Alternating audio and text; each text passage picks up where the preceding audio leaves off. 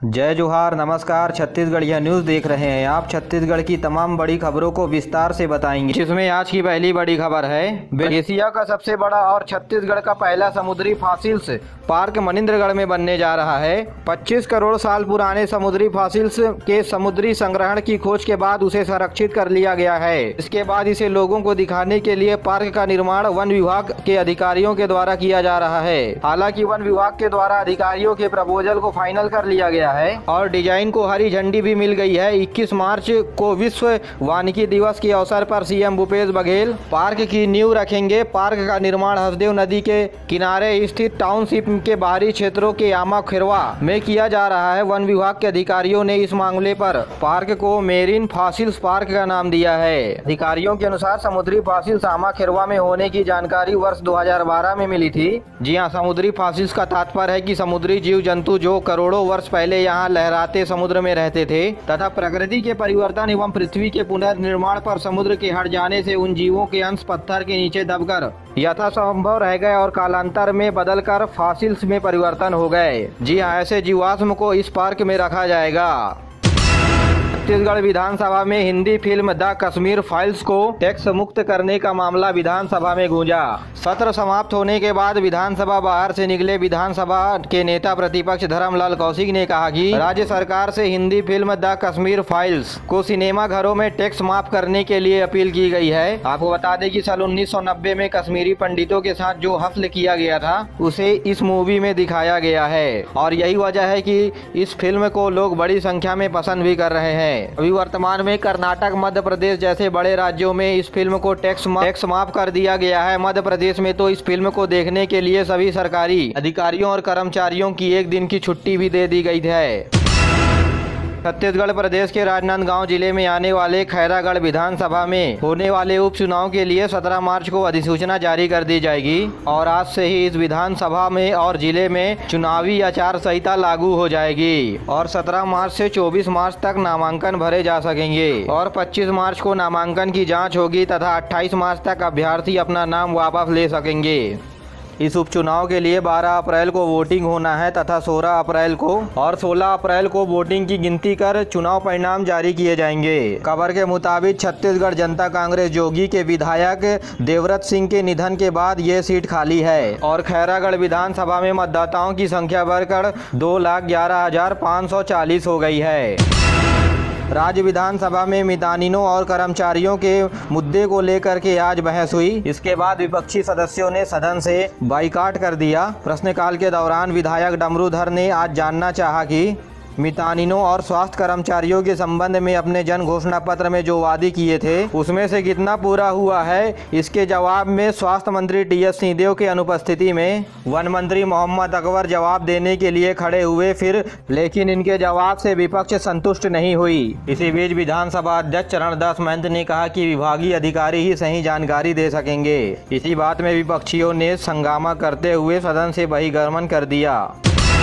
छत्तीसगढ़ में जनमानस को अच्छी स्वास्थ्य का लाभ देने के लिए प्रदेश भर के 6 अस्पतालों को स्वास्थ्य विभाग की ओर से राष्ट्रीय गुणवत्ता मानक प्रमाण पत्र दिया गया है। इसमें जशपुर जिले के प्राथमिक स्वास्थ्य केंद्र भेलवा और फरसाबहार तथा रायपुर जिले के 3 प्राथमिक स्वास्थ्य केंद्र, कोरबा जिले का ढोंढीपारा और दुर्ग जिले का चरौदा शहरी स्वास्थ्य केंद्र, साथ ही साथ जगदलपुर का जिला अस्पताल और लोरमी का अस्पताल भी शामिल है। इन्हें विशेष रूप से गर्भवती महिलाओं के देखरेख के लिए लक्ष्य प्रमाण पत्र दिया गया है। स्वास्थ्य मंत्री टी.एस. सिंहदेव ने सभी अधिकारियों और कर्मचारियों की उपलब्धि के लिए बधाई दिए हैं। राज्यपाल अनुसुईया उइके ने दुर्ग जिले में अलग अलग क्षेत्रों में काम करने वाली महिलाओं को सम्मानित किया। दशहरा उत्सव महिला समिति के द्वारा रखे गए इस कार्यक्रम में राज्यपाल अनुसुईया उइके के माध्यम से महिला सशक्तिकरण के अभियान को जोर दिया गया और महिलाओं को कानून के बारे में जागरूक बनाया गया। गरियाबंद जिले में सड़क दुर्घटना के दौरान एक महिला समेत 5 लोगों की सड़क दुर्घटना में मौत हो गई। दोनों ओर से आ रही ट्रक और ट्रैक्टर के बीच टक्कर से यह दुर्घटना हुआ है। इस दौरान 4 लोगों की ही मौके पर मौत हो गई और एक का अस्पताल में इलाज के दौरान मौत हो गया। मुख्यमंत्री भूपेश बघेल ने ये हादसे में शोक जताया है। मौत होने वाले परिवारों को 2-2 लाख रुपए और घायलों को इलाज के लिए 50-50 हजार रुपए की सहायता राशि देने की बात कही है। वहीं राजनांदगांव जिले के आरी बेरिया में में दो मोटरसाइकिल में टक्कर के दौरान दो लोगों की मौत हो गई। दोनों डोंगरगढ़ से लगे राजा खुज्जी गांव के रहे। सुकमा जिले में 6 नक्सलियों ने आत्मसमर्पण किया है। इनके ऊपर हुए कई बड़ी घटनाओं में शामिल होने का आरोप है। सभी सीआरपीएफ जवानों के सामने माओवादियों ने आत्मसमर्पण किया है। इनके ऊपर कई गंभीर मामलों में अंजाम तक पहुंचाने का आरोप है। प्रेम और भाईचारा रंग का त्यौहार होली कल मनाया जाएगा और आज रात को होलिका दहन होगा। प्रदेश में गांव से लेकर शहरों तक होलिका दहन की तैयारी पूरी हो चुकी है। हाट बाजार और महिला स्व सहायता समूह की ओर से बनाए जा रहे हर्बल रंग और गोबर से बने रंगों का उपयोग की मार्केट में बड़ी मांग है।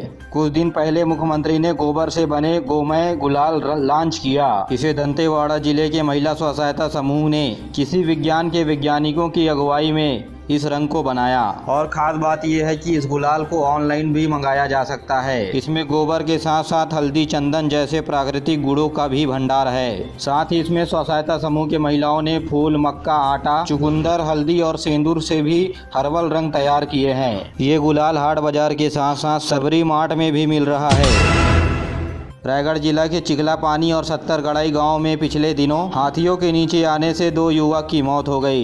वहीं पाना बरस के जंगलों में एक बार फिर हाथियों का दल देखा गया है। इससे हुए खतरे को देख करके वन विभाग ने 10 से ज्यादा गाँव को मुनियादी करा दिया है और गाँव के लोगों को सतर्क रहने को भी कहा है। बलरामपुर जिले के कोटा गहरा में सल्फर भंडार खनिज के रूप में प्राप्त हुआ है। भारत सरकार के निर्देश पर खनन और सर्वे का भी काम शुरू हो गया है और दूसरी ओर सल्फर का भंडारण मिलने से ग्रामीणों को विस्थापन का डर सताने लगा है। ग्रामीणों ने कलेक्टर से इस काम को बंद कराने की मांग की है। 3 से 4 गाँव ने खनिज काम को बंद कराने का प्रस्ताव भी कलेक्टर को सौंपा है। ग्राम पंचायत के 20 किलोमीटर के एरिया में करीब बड़ी सल्फर की मात्रा मिली है, जिसके बाद सर्वे की टीम पहुंच चुकी है। ग्रामीणों का कहना है कि यहां सालों से हम खेती कर रहे हैं, हमारे पूर्वजों की जमीन है।